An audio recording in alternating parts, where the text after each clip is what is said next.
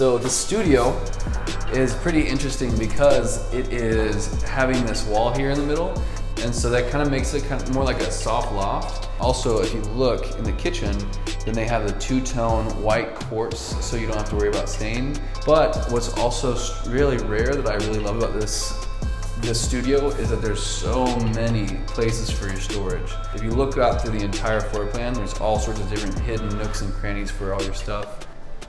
Also, I had to mention the fact that they have stackable full-size washer and dryers, which for a studio, for that to come free, that's amazing as well. If you look inside the bathroom, they have all this counter space, which is again really rare for a studio. You have a smaller tub, that way you can't fit 5 or 10 people in it, but it's just good for one. And then you have more storage than you normally do see in a studio. And you get yourself a full-size closet.